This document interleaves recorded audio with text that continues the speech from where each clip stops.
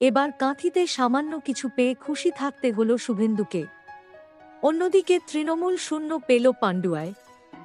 Supreme কোর্টের নির্দেশে Kanthi cooperative ব্যাংকের নির্বাচন হয়েছে কেন্দ্রীয় বাহিনীর নিরাপত্তায়। তৃণমূলের কাছে বিরাট ব্যবধানে পরাজয় বিজেপির।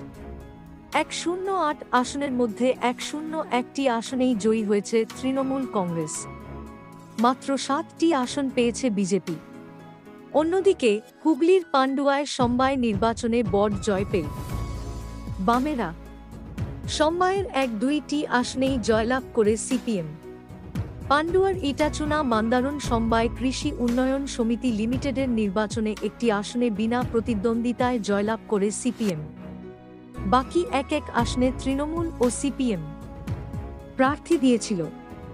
সুপ্রিম কোর্টের নির্দেশে রবিবার মোট 5টি ভোট কেন্দ্রের মধ্যে স্থান পরিবর্তিত 5টি ভোট কেন্দ্রে 5 জন করে কেন্দ্রীয় বাহিনীর উপস্থিতিতে নির্বাচন করা হয়। সকাল 9টা থেকে দুপুর 2টো পর্যন্ত চলে ভোট গ্রহণ।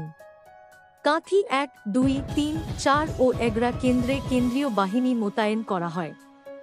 অবশেষে ভোটের ফল ঘোষণাতে দেখা গেল কাঁথি এখন মমতার পক্ষে। শুভেন্দু অনেকটাই দূরে সরে গেছে।